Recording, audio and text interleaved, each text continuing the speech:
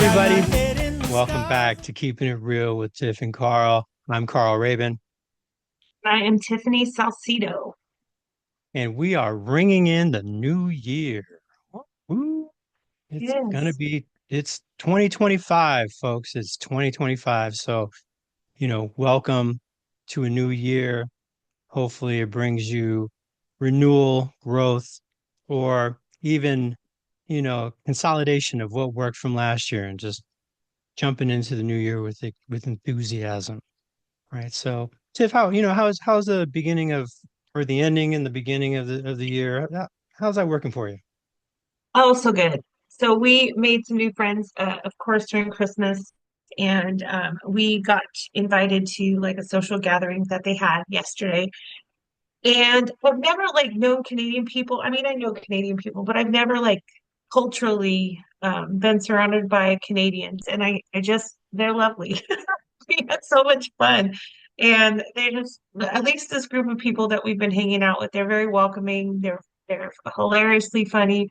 We spent some time yesterday comparing like different word like what we call things. Hmm. And we were talking about beanies, which I know as a beanie, and they refer to as a knit cap, but they said it's called a toque. So a toque is a beanie, but a beanie is something completely different in uh, Canadian. Well, I mean, you know what I'm trying to say. A beanie is a small helmet, like a very helmet basically for decoration is what they call a beanie. Um, but they call beanies a knit cap or a toque. So, anyways, we were having a fun time talking about like different language and meanings of common words. Like the game cornhole means something completely that different in Canadian that we won't talk about here, but Yeah, they just yeah, laughed and laughed. Thought that was so hilarious that yeah, I was like, what does it mean? And then they told me, and I was like, oh, okay. yeah. Is it close to So Beavis and Butthead?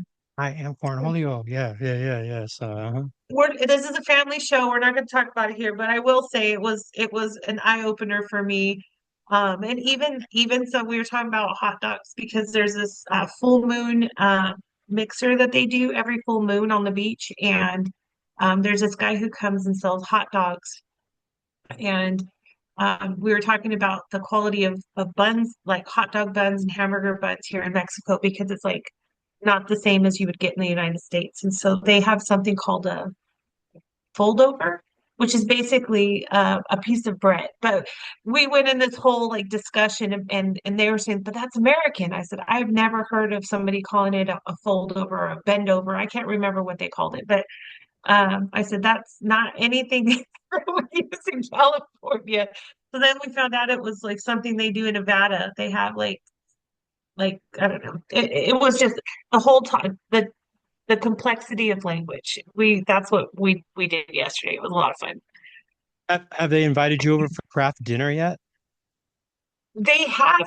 I was invited over for a thing that they do. I learned what Boxing Day was, which I was really interested in, and so that I did learn about. And they did tell me about another dinner that they were having, but we won't be here for that one. Right. They're actually, yeah. What No, is but it? Tell me what. craft dinner is mac and cheese. Oh, okay. All right. Yeah. I So, we haven't got that far yet, but we were invited to another festivity, but we just won't be here that day. But I am really loving the new community here, and it's just been a lot of fun. And I love learning new things and you know learning about different cultures. And I'm like my tentacles are all out trying to take it all in, but they're oh, fun, lots of fun. What about you? What have you been up to? well, I'm just waiting for you to start saying a boat. A So, boat? a boat, a boot. I have been Yeah, doing a little bit yeah. more a.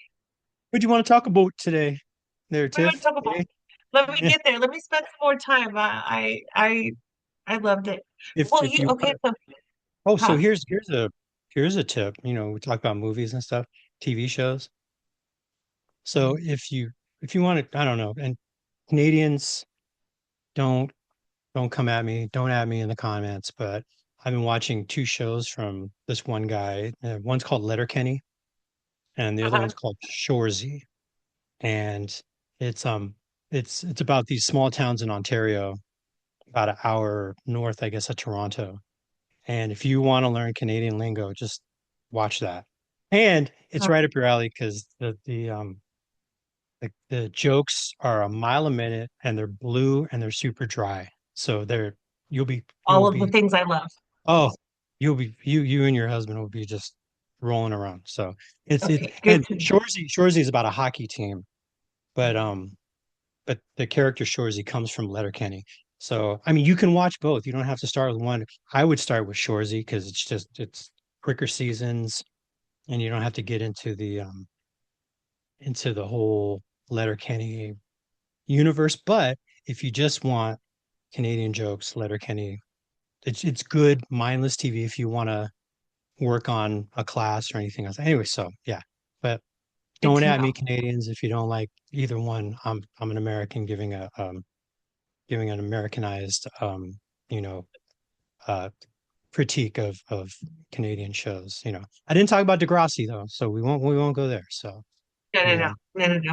We don't I go did there. not like that. We settled the beef. Remember, we were on Team Kendrick, so we can't do Degrassi. That's right. That's right. So yeah, so I had a good Christmas and it was we had a Christmas story Christmas. We had Chinese food. So Oh, uh nice. yeah, from our favorite place. And I walked in there and I realized that our idea was not original because there was a hell of people in uh in the Chinese food place with the same ideas. So I don't know. I didn't, but except we might have had the biggest order. And so they said, I think you Okay. went for the biggest order. I said, you know what? This money that I'm spending here, it is nowhere near as much as I would have spent at Walmart on Christmas fixings like we do for Thanksgiving. I'm just not having it. So, anyways, but then I got to spend some time with some old friends on Friday and drove down to the Bay Area and hung out and um at this Mexican restaurant in a town we all kind of grew up in, and it's all of us. Mhm. We all lived on the same block, right, in the same neighborhood. And so you know, one of us still lives there, and a couple live in like Fairfield, which is about an hour east of San Francisco. Somebody lives just on the other side of the bay in Union City, and then me in Sacramento, and then my buddy John, who lives in Colorado. He was coming down to visit family, so he's like, "Hey, you guys want to get together?" And we're like, "Yeah, sure, no problem." So it was just the boys, and it was real cool. And then our other friend who didn't grow up on the block, but he was one of our people, he came and hung out, for the after dinner and the drinks and the festivities. So, it was a lot of fun. It was good catching up with folks I haven't seen in years. So, yeah, that was nice. And then, you know, just doing that, which was going to be my question for you, Tiff. So, what is your New Year's go to? What is the thing you tend to end up doing, or something that is fun or memorable or anything? Staying home and going nowhere. Um, although 2 of the last 5 years I've been in New York City for New Year's Eve, not in Times Square. The first year we went, it was for 2020 when the ball was dropping for 2020. And we were staying in Times Square, but we weren't in Times Square. So we stayed in our hotel room and listened to the ball drop Yeah. because I mean, we didn't know what we didn't know. And then we found out really quickly we weren't about that life. Um, and then we did that again in 2021 to 2022 when the ball dropped. But that time again, we were in New York City, but we weren't in Times Square. 'Cause I just love, I don't know, I love the city that time of year. So, Can you but when I'm not, can you hear the noise and everything from your hotel room, or yes. okay. Yes. Well, the first time we did because we were literally right down. It's just our hotel room wasn't facing where the ball dropped. We were on the other side, but we like walked down to the end of the hallway and we listened to it drop and everybody in the hotel, we were all celebrating in the hallway. So all of the smart people who weren't outside in the freezing cold. Um, so yeah, you definitely can hear it. And it's really interesting because the next morning you can walk down there and it's like nothing ever happened.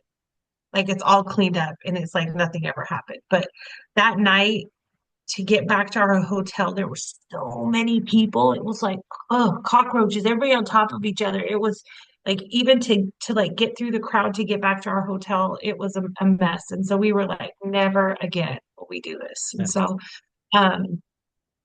but when I'm not traveling, because we do try to travel for Christmas and New Year's, we stay home. And so a lot of times we'll celebrate with friends.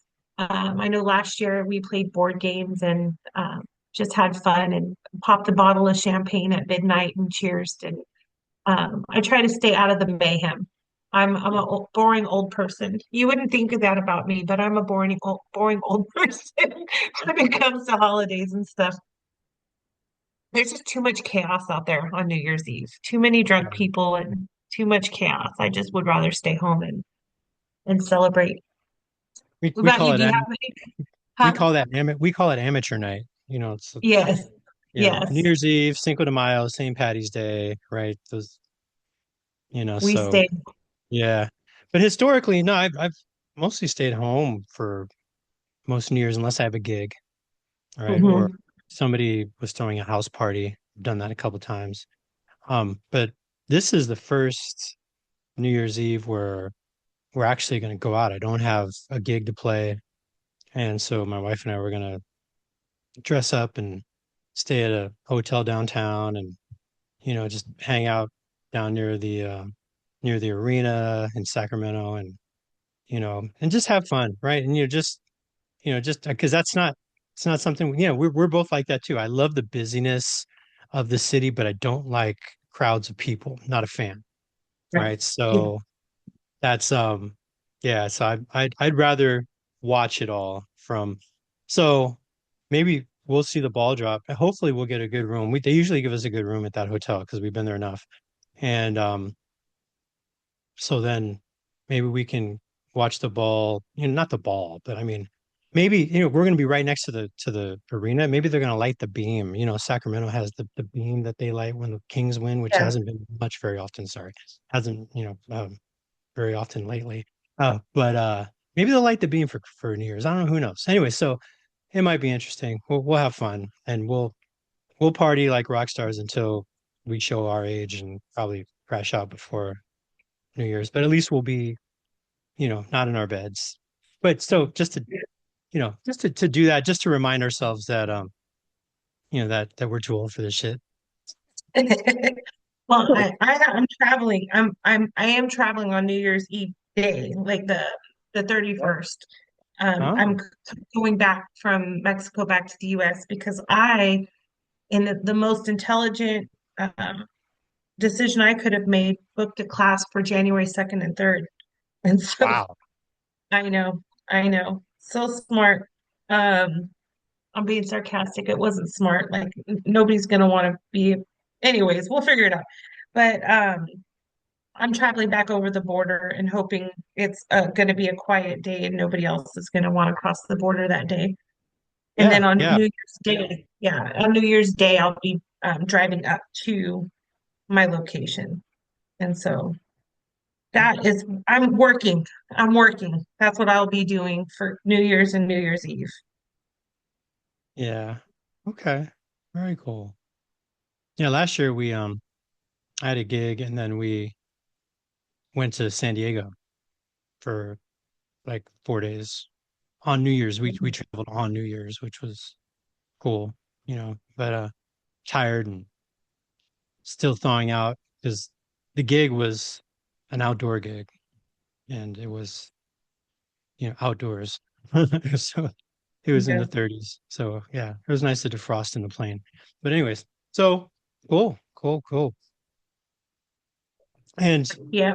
So so then your question, what question do you my have? question is, my question is, because remember, this is my year of petty. What, what is the worst job that you have ever had? Worst job that I ever had. Um, so I would say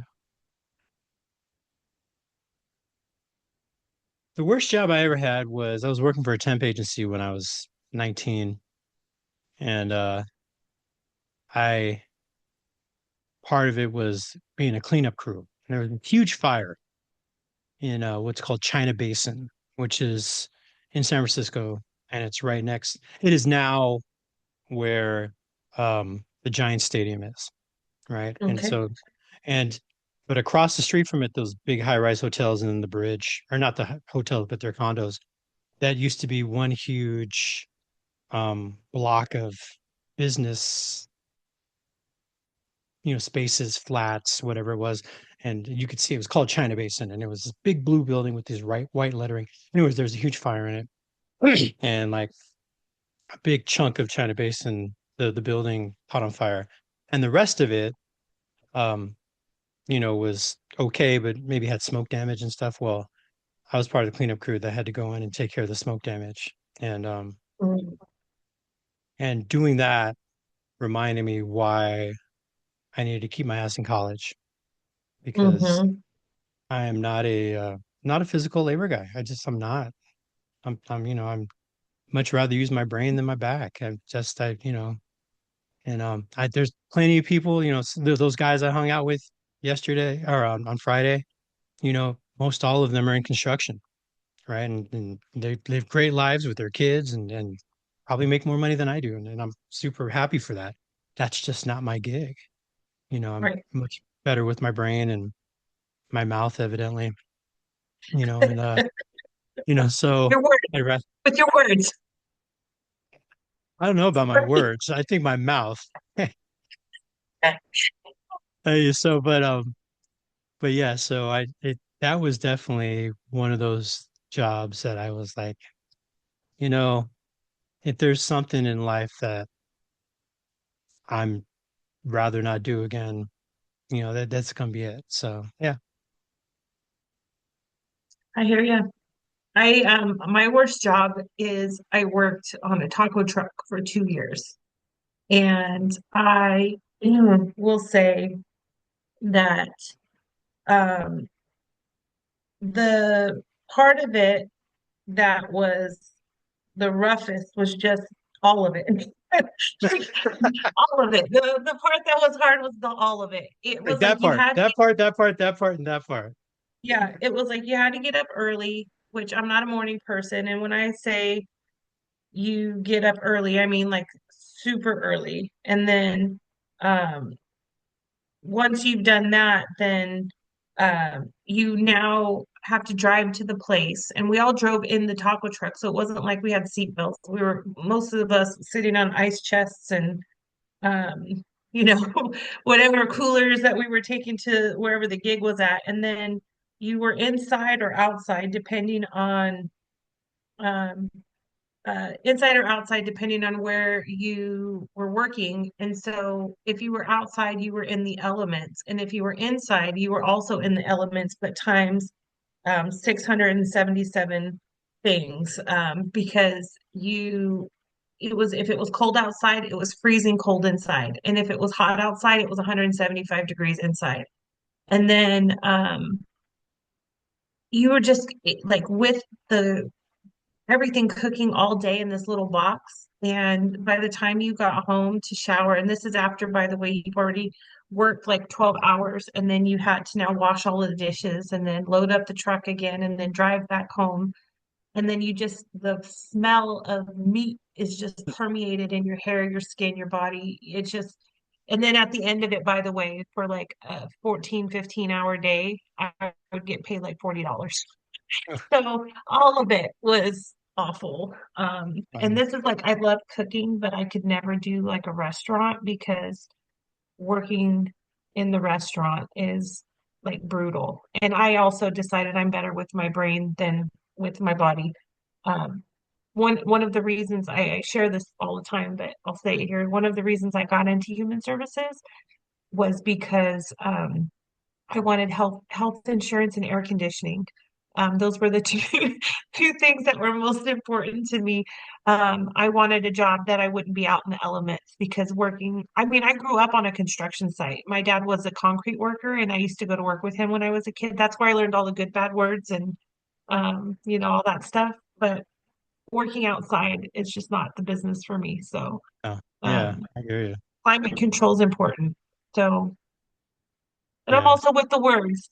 I'm also with the words. So that's kind of it. So again, I don't look back at it as a bad time because I mean, there was some fun in that and there was it was like a family business. And so I got to develop some good relationships with like my kids' grandparents and stuff like that. But if you were to ask me, would I ever do it again? That's a no, that's gonna be a no for me, dog. I'm yeah, not doing it. I hear you. I I'm know. not doing it. Yeah, I grew up in recycling plants. My grandma ran different recycling Yeah. plants in San Francisco. I mean, so I know my way around a warehouse, and pulling my first job was pulling shopping carts at Price Club. That's how old I am. Price Club before Costco, right? And some great times Mm-hmm. out there, with the boys out there pulling shopping carts and singing harmonies and making games out of trains of shopping carts and stuff like that. But yeah, I knew that wasn't gonna be where my heart lied. Just, I was gonna have to speak into a microphone. Yeah. Yeah. Yeah. Cool, cool. So, thinking about Today. today, so yeah, so I mean, I could have stayed in those jobs, and I did for some of them, and it was cool, but I also thought, if I'm gonna live towards my values, my morals, my ethics, I probably, I want to share that with other people, and so just transitioning, just thinking about that idea of where our ethics lie, where we lie in terms of what ethics are, right? And so yeah, we're going to spend some time today talking about ethics and how important they are in what we do and talking about what we usually talk about in our class in our episodes, right? About the coaching practice in leadership and also as a public servant, because that's where our expertise and experience comes in. So, just what does ethics mean to you, Tiff? I heard a definition for 100 years ago that just stuck with me. And it was doing the right thing even when nobody's watching. That's like the definition I heard. And um, the way that I think about it now, and this is a little bit silly. Oh, before we get into the ethics, sorry, this is squirrel, because I was about to make a reality show reference. Mhm. I have a hot date this afternoon to go meet Armando from 90 Day Fiance. He's here in San Felipe, and I talked to him on his live yesterday, and he told me to come by the shop and come say hi. So I'm gonna Wow. go meet one of my reality friends today. Anyways, sorry, Ah, that was a squirrel moment. I'm real excited about that. right on. But Right. Mm. the reason that came to mind was one of the ways that I think about ethics now from like a 21st century mindset was if your life was a reality show, if he made you watch the playback, would you be the hero or would you be the villain? And I really think about that because we're such a connected to society. Now, I think we should do the right thing because it's the right thing to do. But I also will say, I think now in 2025, we're under more like visibility and connectivity than ever before. And there's like a real need for us to do the right thing because you're it's gonna come to light if you're not doing the right thing. And so I'm not saying like do the right thing so you don't get caught. I'm saying do the right thing because it's the right thing to do, but also know that I think there's a shift or there's going to be a shift towards people doing the right thing. But what the right thing is not always concrete, right? There's a whole lot of complexity to ethical behavior. It really depends on your industry. It depends on your organization that you work for. It depends on like your professional standards. Like there's a lot of complexity. So the simple of do the right thing even if no one's watching, well, number one, everybody's always watching. And the second thing is you have to really determine based on what you're doing, what is the right thing to do. And that in itself can be a challenge because there can be multiple right things to do. There can be some very obviously wrong things to do, but there can be lots of right ways to handle it, and they're not always in agreement.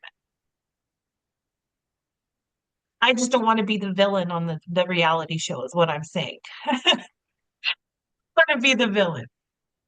So that's what I think about. It makes me think of have you ever seen The Dark Knight and Batman? Yes, I can't quote it, but yes, I've seen it. But you know what I'm talking about, right? They say, Yes, I do. you live long enough to be the hero or die being the villain, or die being a hero, or you die being the hero, or live long enough to be the villain, right? Mhm. Which I think I don't think it really applies here. I just what you were saying, just kind of, I'm a movie quoter because I'm a squirrel guy. So, but yeah, I think that's definitely, a fair thing to think about. And, when we're having that conversation of what is ethics, right? What is an ethical decision, right? There's a model that I use a lot, or a graphic that I use when we talk about it, that looks at ethics specifically in three different categories, right? And so is is the decision, is what you're going to do, is it legal? Is Okay. it fair? And is it effective? And so, those ethical decisions, they're here on the screen, right? Those three components. Is it legal? Right? So the decision that you make, the things that you're doing, are they legal? Right? Are they going to, um, if you do them, are they going to be things that you won't go to jail for, right? But then also things that, are just, right? Or, that are inside of our legal systems, right? So, but then the next piece is fair. Are they right? Are they equal, right? Do they provide equal benefit for people, right? And then the last one is effective. Is this something that's going to benefit you, right? So an ethical decision has to be all three: legal, fair, and effective, right? And so, what do you think about that, Tiff? What do you think about those three components? Well, so the first legal, I agree with you. And when we're thinking about it from like a societal perspective, obviously we don't want to violate any laws. But I also have to say, just because it's legal doesn't mean it's ethical. And so that's like one where there still can, just because it's legally, you're not going to go to jail for it, or you're not going to have any maybe civil penalties. It doesn't necessarily mean it's the right thing to do, which is why I like the other two components as well. But legality is definitely one that I think about it from an organizational perspective. I also consider, is it within organizational policy? So it could be, again, civilly or criminally legal, but does it fall in within, again, the scope of your agreements at work? Sure. When it comes to being fair, I think about fair in the sense of balance. Is it good for the short term and the long term? Is it a win-win solution? Is it would you do the same thing for someone else or in another circumstance? So, what parameters are you putting around that decision making? I know, for example, when I make decisions, I'm always thinking like we always have our favorite employees and our not so favorite employees. You can say you don't, but don't lie to yourself. We have people that we love working with. They're easy to work with. They take good direction. You give them feedback. There's no challenges there. And that's one set. And then you have the other ones where they come and say, "Hey, do you have a minute?" And you're just like internally like, what now, right? What are we doing? So when I'm thinking about fair and decision making, I try to put it in that perspective. If it was this person with this action, what would I do? And if it was this person with the same action, what would I do? And if it's not the same, then I'm probably not being fair. And so that's the way I look at fairness. And then when it comes to being effective, it really is what's the goal? What are we hoping to accomplish? And again, how does that fall in line with the vision? How does that fall in line with, again, our objectives or whatever it is that we want to do? And does it, again, does someone have to lose so somebody else or myself has to win? Then it's not really effective if somebody has to lose. And so again, being ethical is complex, but there have to be some guidelines uh, to follow to really kind of guide behavior and to help you be accountable and hold other people accountable as well for that. So that's what I think about it. Oh, no, and I'm right there with you. You know, all three, you have to thread the needle. That's why when you see the little golden area there, that is the nexus, right? That is the place where all three of those meet. And that is where the ethical decision making is. And you see the rest of the space there. There's a lot of space for people to make unethical decisions. It always starts with effectiveness. We need to do something. What's the most effective way of doing things? Most decisions provide a benefit for whoever's making Mhm. that decision, right? The other two are where that comes into play. Is it legal? Is it going to, like you said, is it going to be within policy? Is it going to be something that can be upheld, right? Not something that be struck down or get you into trouble legally, right? So that, and then the fairness piece, I think that has a lot to do with, you know, how do we feel about, can we look ourselves in the mirror and say everyone is being treated the same, Right. right? I know a lot of people who can compromise themselves and say, no, I'm playing favorites, but I'm playing favorites because it's effective to me and my value system, or playing favorites with families and nepo babies, whatever it is, right? We're making those decisions because they provide a benefit to me and mine, but it's not fair, Right. right? So many decisions, many ways that people go about doing their business are not fair. If they were, we wouldn't necessarily have to have all these laws protecting people and large, protected classes in our country, right? Mhm. So that is definitely something that we know exists is unfairness, right? The Fair Housing Act, Civil Rights Act, women being protected, right? The Americans with Disabilities Act, right? We have all these things that we know historically have not been fair to large percentages of our population in this country, right? So, you know, you can make a decision that's legal and have totally have it not be fair, right? I Exactly. mean, you see hotels and restaurants all the time. We reserve the right to not serve anyone. Hmm. And they don't have to necessarily explain it right away. They can just say, no, we're not going to serve you, or you're not going to use our bathroom, right? Which may Yeah. not be fair to everyone, but for them, it's effective and it's technically legal, right? Yeah. So I think, most of the decisions start with, is it effective?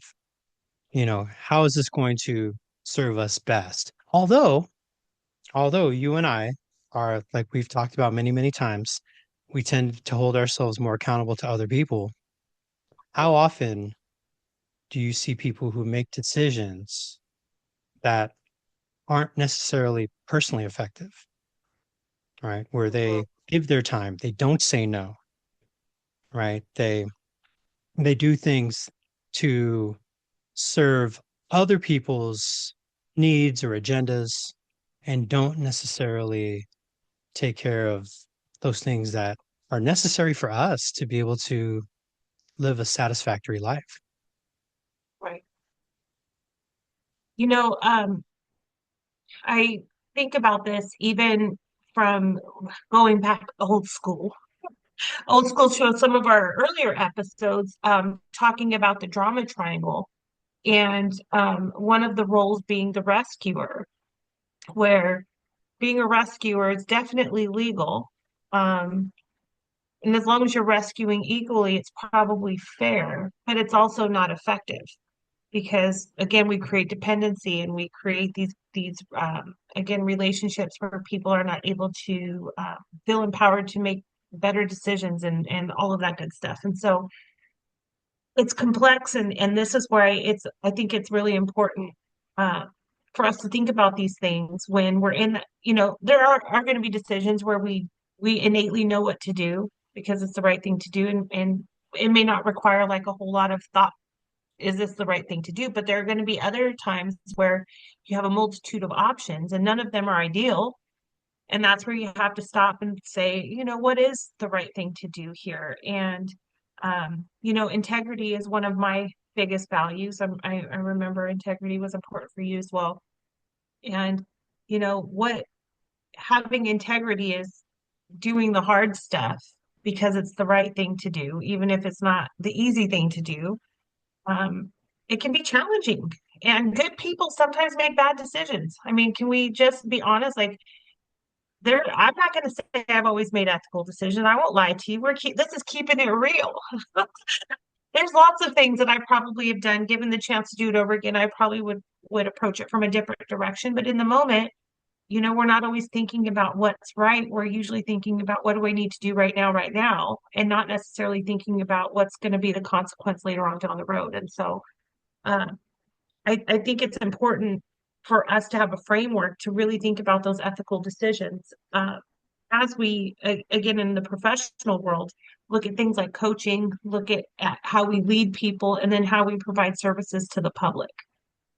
So, so that's what we'll So, talk about today, ethics, because that's the part of the test I failed. That's the part of the coaching test I failed. And I'm owning that. I'm owning that. Um, I didn't break any laws, but again, understanding like the expectations from your profession is incredibly important because again, when you accept a job with a company, like you are binding yourself to their code of ethics and understanding what your expectations are and how your organization wants you to make decisions on their behalf. And mhm. it's important to understand that and have the same terminology and have the same lingo and have the same framework so that all people from that organization have the opportunity to be fair because your opportunities with us as a company shouldn't be limited to the luck of the draw and who got assigned to you. If you have a class, me and Carl work for the same company, if you and Carl or you get a class with Carl or we're held to the same expectations. It's only fair that, again, you get the same level of service that you would from either instructor or whatever the role is. Uh, and that's part of part of this discussion. Yeah, no, absolutely. That's the thing. I mean, you know, I mean, I there's places that are easier to train in just because of location, right? Yeah, I yeah. mean, you have places that are a day's drive. If I'm, where I live, if I'm training in San Joaquin County, it's probably easier for me you know, um, to travel and make it, work for me than going to Smith River, right? Up in the North Coast or Modoc County. But that doesn't mean that I should give less effort, right? Because that's the integrity piece. That's the idea of ethics. Could I look myself in the mirror and say I did my job if I was to say, oh, well, gosh, this is such a long drive, so maybe I don't have to be at my best. And that's something that I have to really look myself in the mirror and said I did the best that I can. And, and not even looking at your assessments and evaluations are always going to show that out, right? Because some people just like you and they like you, and especially if you've been there before, they may say, "Oh, yeah, well, maybe Carl wasn't up to his best effort." I told you 2 weeks ago, I trained an entire week with barely a voice, and it did not diminish my energy or the activities. And it did not diminish, okay, well, I don't have much of a voice, so maybe I shouldn't tell this story.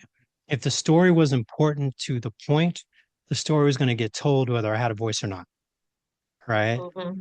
Um, and so that is something that, is important to me, that idea of integrity, giving your best effort. And it's so important because, we talk about, and we'll talk about in each area, coaching, leadership, and public service. But, you know, one of the things we've talked about is how important it is to recognize those areas that we talk about on a regular episode to episode basis and how influential we are to other people as coaches, as leaders, and as public servants, case Yeah. managers, line supervisors, admin folks, folks work in the lobby, all of those things. How important the idea of ethics is to treating our communities, our populations, and our clients with, the utmost support and ethical treatment, right? So Mhm. I think it's huge. And so let's start with the idea of coaching. I mean, coaching, where does ethics fit in coaching, Tiff, for you? Where do you see it fitting in coaching? Well, now that I've studied a bit, no.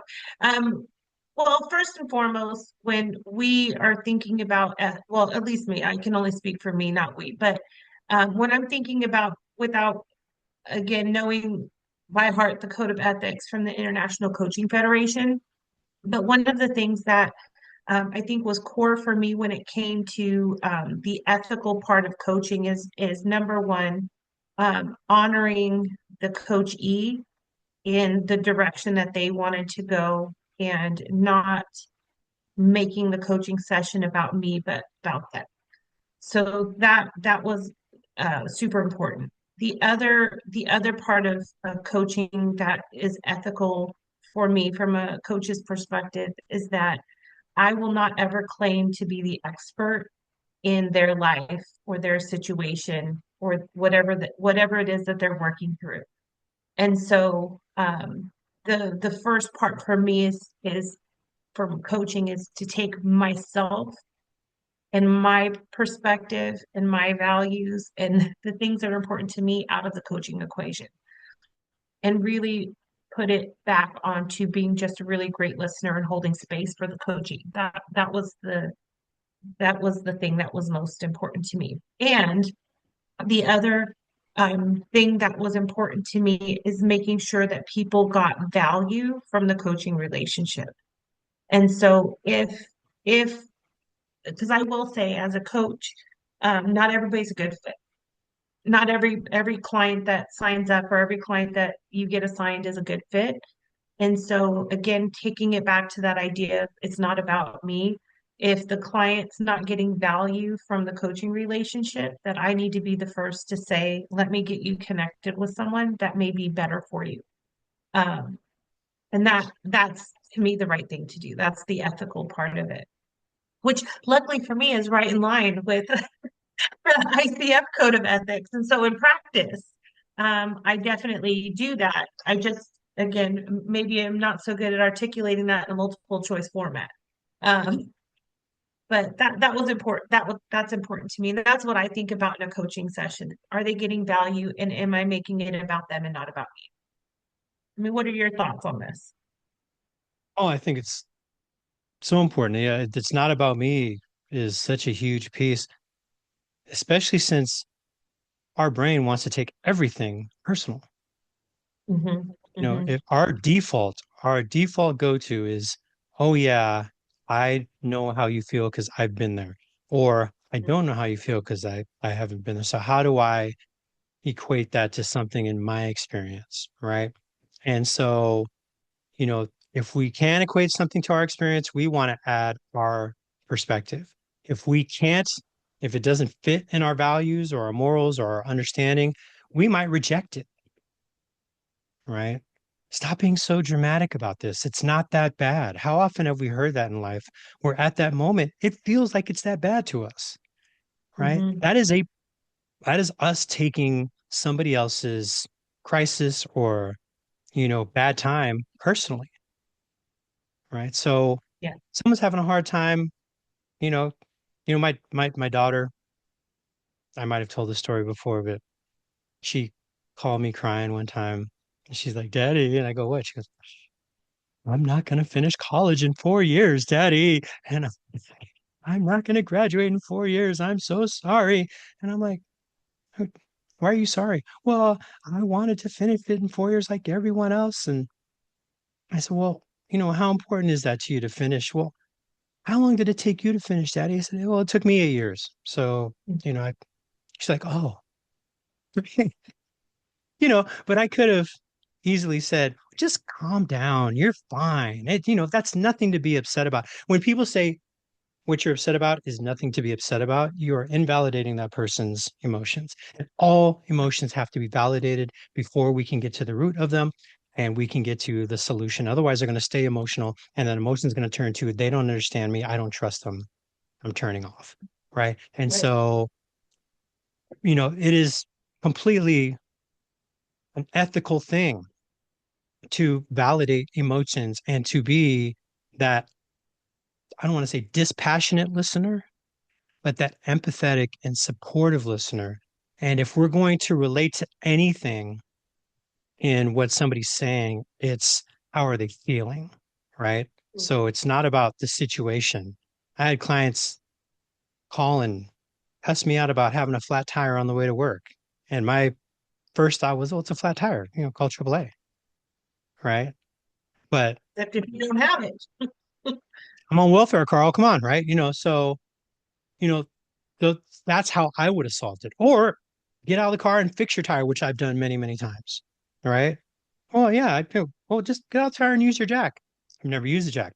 Never done it before. It's 20 degrees outside. I'm in my work clothes, right? Or I'm in a dress, or I just, there's traffic. I'm afraid I'm gonna get hit. Oh, you won't get hit. Don't worry about it.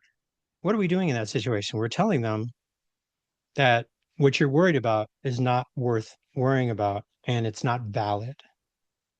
When our Right. body is producing real world responses, the hair on the back of our arms stand up, we get a pit in our stomach, we start sweating, our spidey sense starts tingling.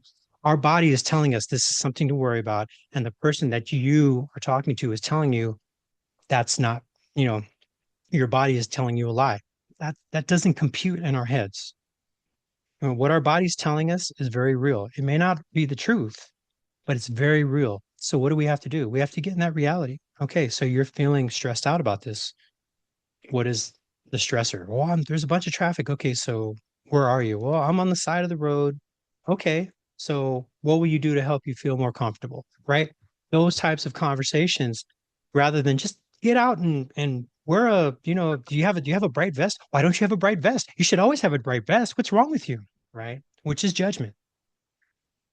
Right? Exactly. So invalidating people's emotions is judgment, telling them that they're worried about something they should not be worried about, which is judgment, and that what you would do is not what they're doing is wrong, is judgment. People don't want to hear that in that situation. They want to know that, that you are there to support them, even if what we think they should be doing is something different than what they're doing. Mhm. All right. And that's how we can get to the next step, which is getting them to do what's important for them to do in that situation based off of their expertise in their lives. Right. So yeah, I totally hear you. It's definitely where ethics comes into mind with coaching. It's not about us.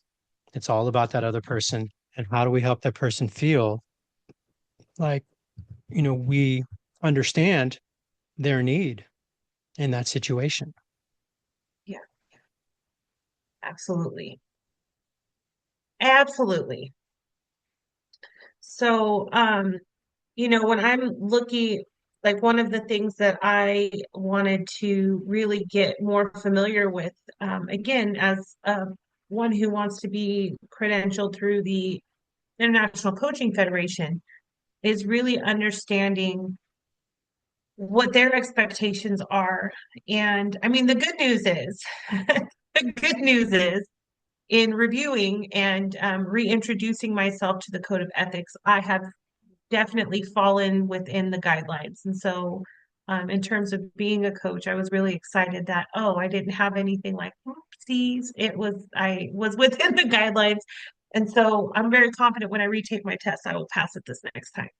Um, but one of the components here is our responsibility to our clients and really making sure that our clients understand like what the expectations are and what the nature of coaching is and how it's different from other types of interventions. So, like we talked about last time, coaching can be therapeutic, but it's not therapy.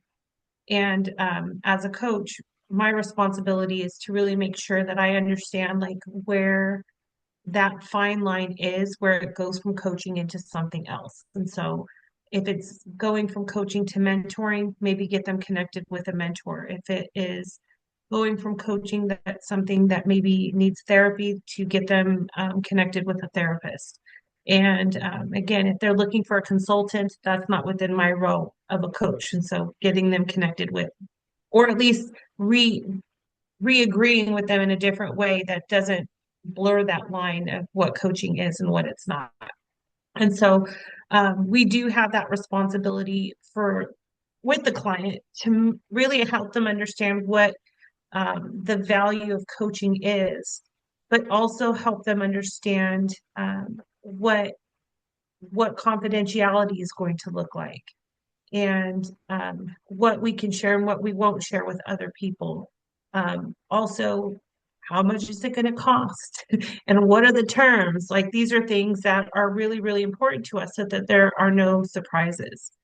And so one of the things that's unique with paid coaching is that there are going to be times where maybe an organization sponsors a coaching session. So maybe Carl's not paying me to be his coach, but his company that he works for is paying for the coaching. To have an agreement with both the client and the sponsor of what we would share and what we won't share. And for me, from a coach perspective, I try to make the sponsor understand that whatever we talk about stays there. And I'm not going to share the detail, right? Like this is the agreement that's important to me with the sponsor. I don't want to be like from an ethical perspective, be like, hey, Carl, your boss paid me to coach you, but they want a transcript of every conversation and wants to know what you say about them. Like that's not going to create a safe environment, and the client is not going to be able to be themselves and be honest if there's a fear that I'm going to repeat back what they say to their boss, or again whoever they pay for. So really keeping those very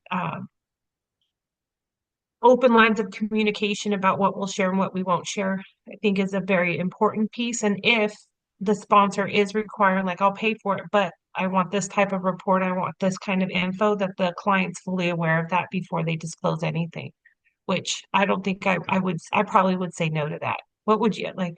If I had someone that's like, I want you to coach this person, I'm going to pay for it, but I want you to come back and tell me what you talked about, I'd probably be like, yeah, I'm probably not the right one for you. Thanks for asking, though. I don't, Yeah, that well, doesn't feel good. yeah, and I know there's some people who that's part of their practice, right? And so, Uh, it's interesting. And I think you have to set very definitive guidelines, right? And it has to be, well, so, what is it that, that you feel is the challenge, right? And, you know, whatever the challenge is, it may be, you have to have that conversation. Well, what you feel is the challenge may be, in fact, may be the challenge, but if it's something else, then that's something else that, we may not stay on oh, I want this person to be more accountable. Well, maybe it's not, what if we find out that this person is inherently accountable? That's something that's important to mhm, them.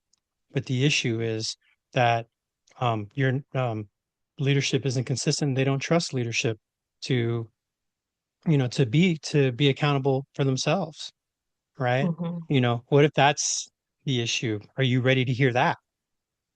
right, Right. And so to have those conversations ahead of time, and like you said, the confidentiality, right? There's agreements that are to be made, right? And conversations to be had, but, specific wording and language, I mean, that has to be tacitly agreed upon from the get-go. But I'm not going to, my goal is not to manipulate somebody to turn somebody into whatever end product somebody else thinks they should be, right. right? Who they are is who they're going to be, and that always shows up, right? And so, how do we help them recognize that who they are and how it fits into what it is that they're doing? And it may come out that what they're doing does not necessarily match who they are, Right. right?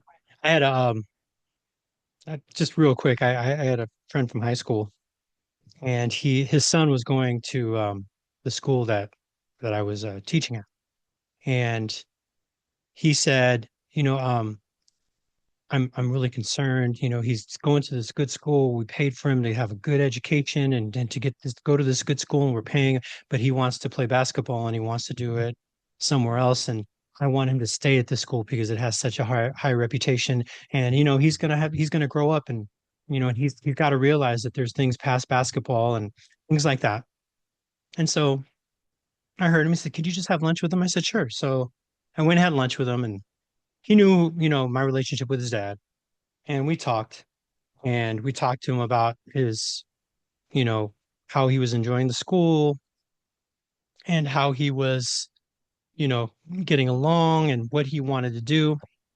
And, his thought was, I really like the school. It's a great school, but I still feel like I could play basketball. There's people who I play with, intramurals who are on the basketball team that I hang with, and I'm very good at.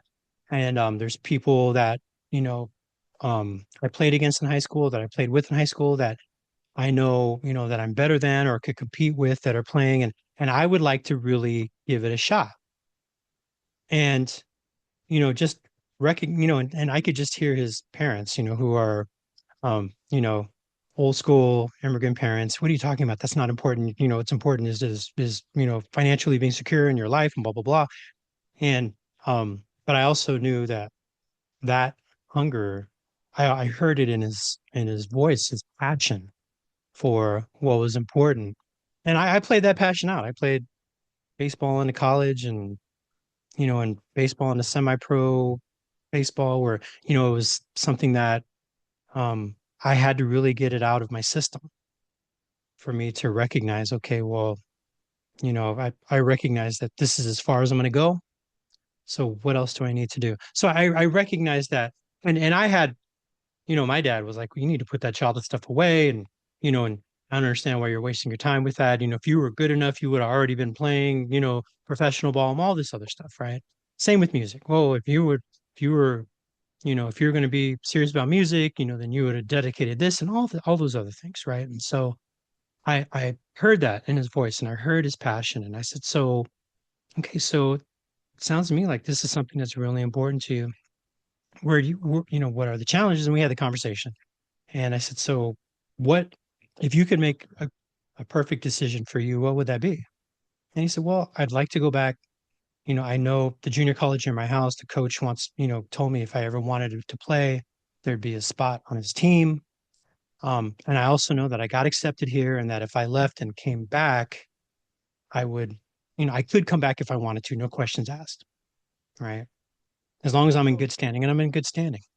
I said, okay, well, you know, so how often, how much have you thought about this? I thought about it a lot, and this is really what I want to do. Well, what's keeping me from doing it? I don't want my dad to be disappointed in me, right? And so, if that was one of those things where, well, let me talk to your dad. I could have done that, but I said, well, if Right. you can talk to your dad about this, what would you tell him? Well, I tell him that, this is what I want to do, and I want to just tell him my plan. I haven't told him my plan yet. So, I just want to let him know that I'm not throwing away my life. I just want to pursue a passion while see if it can help me, and maybe it can get me in the scholarship into a better school, whatever it is, right? Mhm. I said, okay, well, so, is this something that you're ready to talk to your dad about? Right. Well, yeah, okay. So when are you going to do it? Well, when we go for, our break, I'm gonna, I'll talk to him about it. And I said, okay. So we walk through the conversation, and so it was something where he ended up going back to play at a, junior college, and he had a good time. I don't, I don't think he pursued it at another school, but he's doing really good and has a great education. And but those are those things that just thinking about that conversation and walking him through it rather than, well, your dad wants you to do this. Let me tell you why. How do you think you would respond if someone says, well, someone wants you to do this, so I think you need to focus on this and why that's important, right? And how often have we done that to other people in our lives, right? And I Right. think that's the important thing about coaching is that we recognize how people are feeling about things, having them really think about what's important when we have those conversations and how they want to accomplish, that goal that they're setting up for themselves. Right. And Right. so I think it's super important. And another piece on that is, you know, you mentioned the idea of letting people know up front, hey, these are the parameters of the coaching conversation. We see this in our coaching agreements, in our upfront conversations before we even get started into coaching. That's part of the ethical process, right?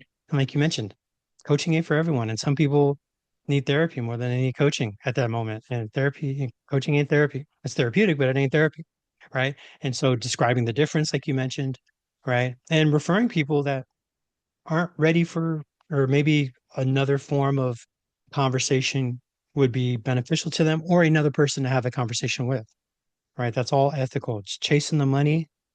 We're always compromising. Are we being fair to that person, Right. right? It might be effective for us and it's definitely legal, but is it fair, right? And that's the important thing, right? The effectiveness is always us. The legal is, the parameters that we're working within, but the fairness is about the other person, Hmm. right? And so it's Yeah. it's so important. And this concludes part one of our episode. Stay tuned for part two, coming Tuesday to all major podcast platforms.